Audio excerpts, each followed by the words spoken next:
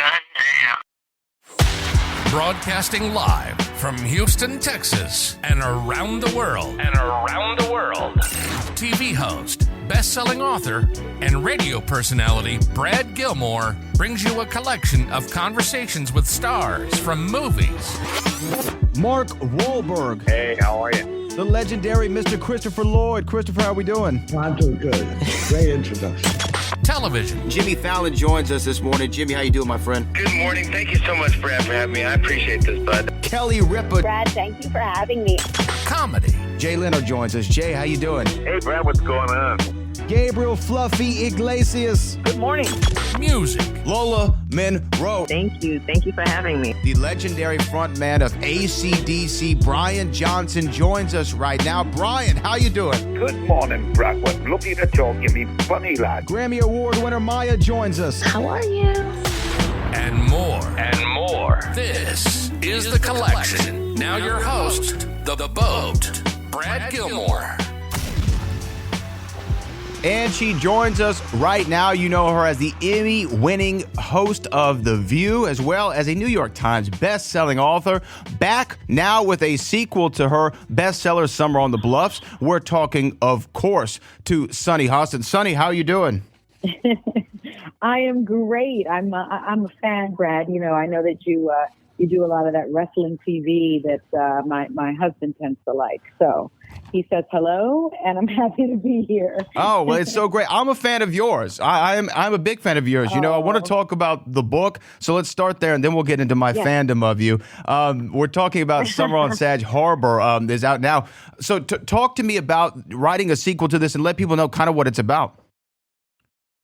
You know, this book is really a love letter to the readers of Summer on the Bluffs. You don't have to have read Summer on the Bluffs to appreciate Summer on Sag, and because I get right in and I give a lot of the background. But when my first book came out, it came out during the pandemic, and I had to do virtual book clubs in order to do a book tour. And everyone had read the book, which is a benefit of a book club, but they kept on saying, "What about Olivia? I don't feel like I know enough about Olivia." And people were very attached to the characters. And I thought, well, I always knew the next place I would be writing about is Sag Harbor because the places and the settings are very much a character in the book. But I thought, well, let's explore Olivia. And I think she's really relatable because she's going through what a lot of women go through. It's sort of that imposter syndrome. Am I good enough? Can I have it all? What do I really deserve this kind of love? Do I really deserve this promotion? You know, what is my value? And she goes to Sag Harbor to find out about her father, her biological father's family, because she feels ungrounded because she doesn't know that side of her family. But she's really on a journey for herself. She's really on a journey of finding who she really is. And she doesn't really need to know about her father's family to know that. And I'm happy that that my book readers told me that because the reviews have been incredible. And I'm now being compared to Elin Hildebrand, which makes me feel great because I read all of her books and she's the queen of beach reads. And so if I can be in that company, I'm thrilled.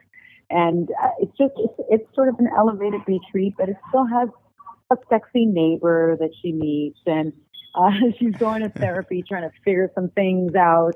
But it's fun and it's escapism, but we're also, you know, I also write to a lot of the things that were happening to us during the pandemic. And I think people are responding to that. Well, you know, the book right there, if you are not sold on going out and buying this book right now, I mean, that is a great encapsulation of it, Sonny. Now, when you're going to write a sequel, so you write a novel already. I've written two books. They're not novels. They're nonfiction, not fiction. But I know after I wrote the first one, I said, I'm never going to put myself through that process again. It was painstaking, a lot of hours in front of a computer screen. So why do it a second time?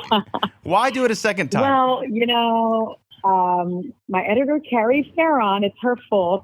When I wrote the first book, I thought it was just a one book thing. And she said, no, this is a trilogy.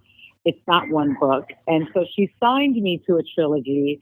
And after the first book, I had no idea it would be a New York Times bestseller, if I'm being honest. And it sold like over 20,000 books the first week. Wow. And then the pressure was on. It was like people loved these characters. They'd fallen in love with them. They became real to me in my head as well, which was kind of strange. And then I thought, well, I'll just keep on going. But it is really hard to write a book. And it's really hard to write the second book because I wanted to make sure people loved it as much as the first, and they loved the first so much. And I kept on saying, you can't catch lightning in a bottle twice. It's not going to happen. It's not going to happen. And I think it maybe happened because, I'm getting these great reviews again. And I just find it to be such a blessing that people are responding to these characters. I'm still pinching myself, to be honest with you. Well, when people find characters that they love, they just want to continue to see them in different stories and different situations. And the thing, though, I guess, is they start writing for the character in their own head, and they start knowing these people, almost better than you might even. Like, oh, she wouldn't do it that way, or he wouldn't do it that way. I'm sure. That's what they told me in the book club. Absolutely. Now, they were like, I don't think Olivia looks like that. I'm like, yeah, she does. I just want to ask you this because I'm actually very curious about everyone's writing process. What is your process? Are you the type that shuts in for the weekend? No one bother me. The phone's off. I'm just going to knock out 10 pages today. Or do you have to wait till you're creatively inspired by something? No, I actually write on a schedule, and I have to because I'm on a daily talk show. So I have to, and I'm a mom and a wife, and two big doggy owner, and I have chickens, and I kind of live on a modified farm. So I have to wait until the chickens are nesting. I have to wait until the dogs are asleep. They're 150-pound Newfoundlands. I have to wait for my husband to go to sleep, and I have to wait for my kids to go to sleep. And that's usually, unfortunately, not until about 10:30 or 11 p.m.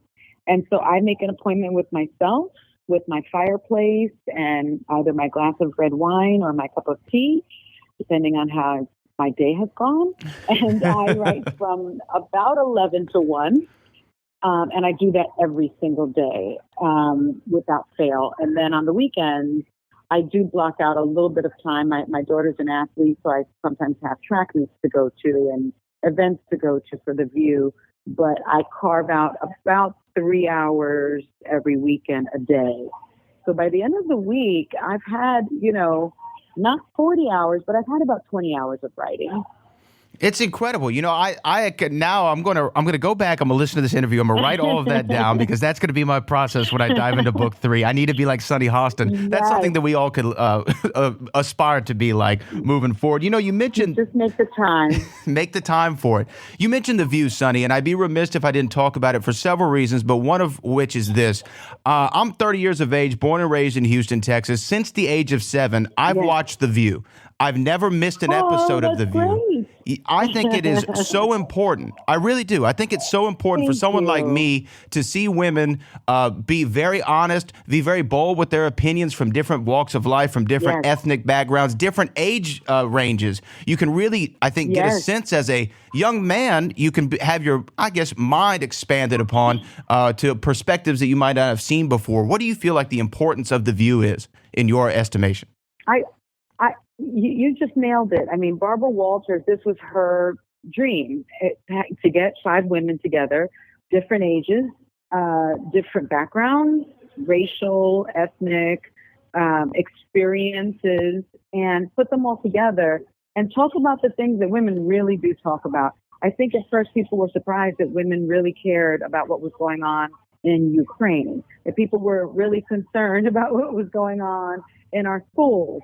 And it's an elevated discussion that women, when we're alone, we really do have. We talk about our husbands, sometimes nicely, sometimes not nicely. We talk about our kids and our worries and our fears, and it just works.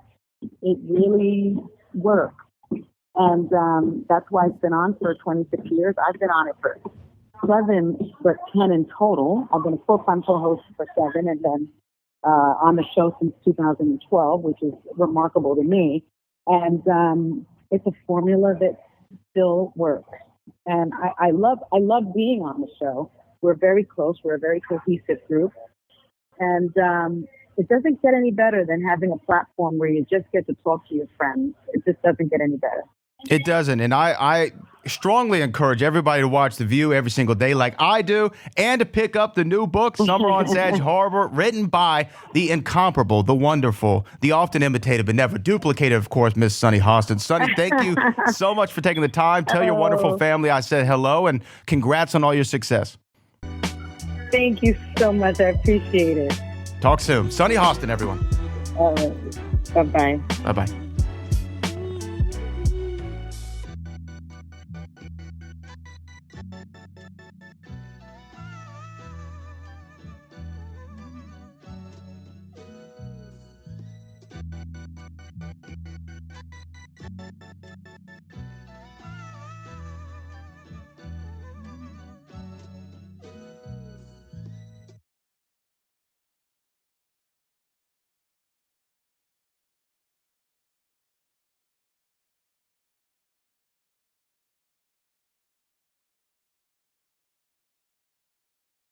Hurry up, tape running out.